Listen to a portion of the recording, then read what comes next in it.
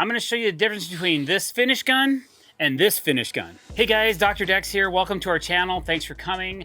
We're hanging a lot of clear vertical grain cedar soffit, and we're using two different finish guns to do that. We have a DeWalt gun here and a Metabo HPT gun here.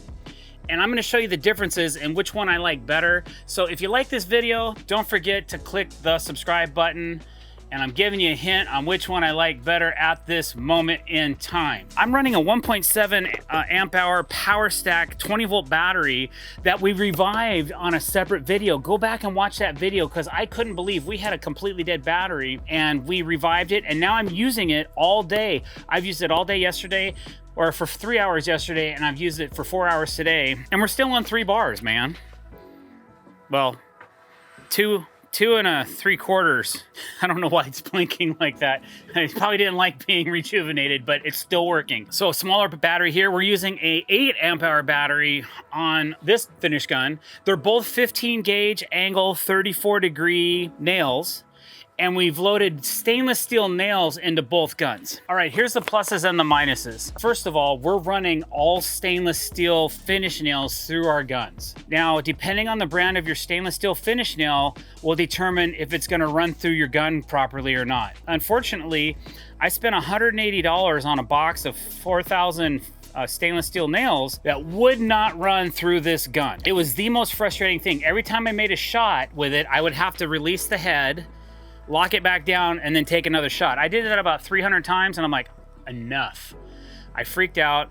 I threw some galvanized nails in and finished my day with the galvanized nails. Then I remembered I had this other gun up in our trailer. I'm like, I wonder.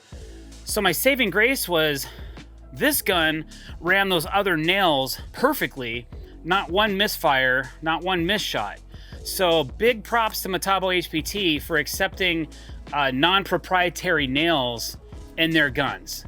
So the weight, they're about the same weight. Like I said, I do have a lighter battery on this gun.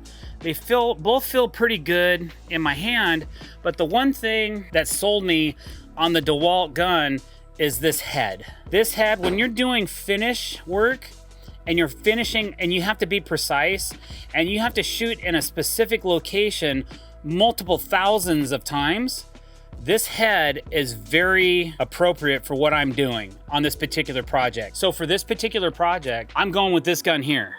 So what I had to do though is I had to find some nails that would run through this gun. Now obviously DeWalt makes a stainless steel nail that would run through this gun. So I went to Amazon, and ironically, I found Metabo HPT stainless steel nails, finish nails, 15 gauge, 2.5 inches long, and I bought 4,000 of them. It cost me $210, and they run through this gun perfectly. So I was like, I'll be doggoned if it just ended up that way, where I'm actually running a Metabo nail through a DeWalt gun and it's rocking. I didn't really mind using the Metabo HPT gun for the soffit, but it took a bit of adjustment to figure out where to put the nail. And it was a little bit nerve-wracking because we're running $7 a lineal foot clear vertical grain cedar. So if I mess up, it could cost me $100 for that one nail that misfired and didn't go in properly. So let's go over why each gun shoots the way it does and why I like this one better. We're gonna start with the Metabo gun. We're gonna shoot a few nails, then we'll go to the DeWalt one. Okay, one of the most annoying things about the Metabo gun, it's a great gun, but if you don't use it for a few minutes, I don't know what the cutoff time is, it powers down. So then you pick it up and you go to shoot a nail and you can't because it's not juiced up. You can see right here that there is power and the gun is ready to shoot. And I'm sure if you use this gun day in and day out every day, that doesn't become an issue because you'll just know to hit the button for 3 seconds and you're back in action. But I find it a little bit annoying when I go to use something and it doesn't work. And then it's almost like you unplugged it from the wall and you gotta plug it back in. Everybody knows how annoying that can be, right? One thing I do like is it does have a light right here. So in these darker areas underneath the deck where it's a dreary day, it's raining and it's dark and cloudy, gives you a little extra light so you can kind of see a little bit better. I can see a little bit better because I also have lights up, but I'm shadowing part of what I need to see. So when you take the plunger and you push it in, it puts the head kind of where you need it. You just want to make sure you don't put it too low and pull the trigger. Now that nail went up right here. It went at a 45-degree angle. It went through the soffitting and into the joist. It's stable. It's stable. It's just a little bit more of a trick to make sure that you get that nail in the right spot, but not getting it too low. That's the key when you're doing this. When you're doing soffitting, you don't want those nails to be too low. I've actually gone to, like, on a bid, ring the doorbell, look up, and I can see every single nail on a client's home on their front soffitting. And I was just like, man, who installed this, man? They were like off, right? So that's not me. I don't want to see any nails hanging out when I'm doing this.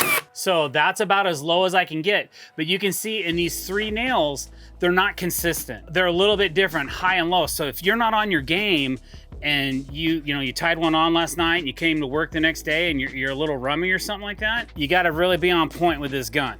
Okay, so that's that gun. All right, so here's the DeWalt gun. Notice that this tip, it's thin. It's light, it's nice to fit into corners. So get this. So we'll go to the next joist that doesn't have a nail in it. I figured out if I bury that right there in that groove, push, I'm always gonna have a consistent nail right in the right spot. It's set to depth. Both these guns have an availability to set the depth right here.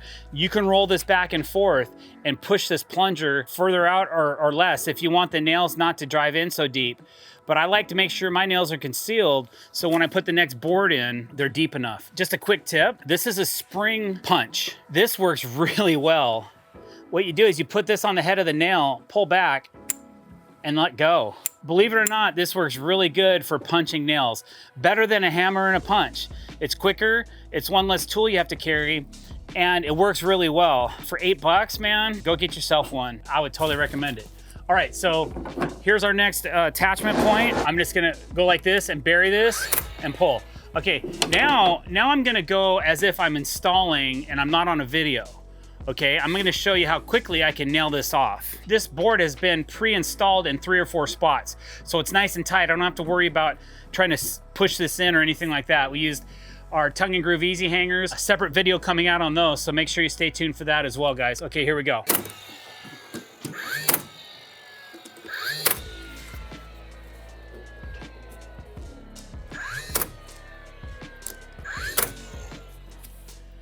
It's that quick. When you want to produce, once you find the right nails for this gun, that was a frustrating part for me, but I know that DeWalt stainless steel nails or Metabo HPT stainless steel nails will run fine through this gun. Now that I know that, I can buy those on Amazon and get as many as I want, always have them in my trailer, always have them ready to go. Like I said, this Metabo HPT gun works great as well, and it works good for backup or when I want to run those other nails that won't work through here. If I run out of those, I can switch to this gun and use this one as well. That's what we did the other day.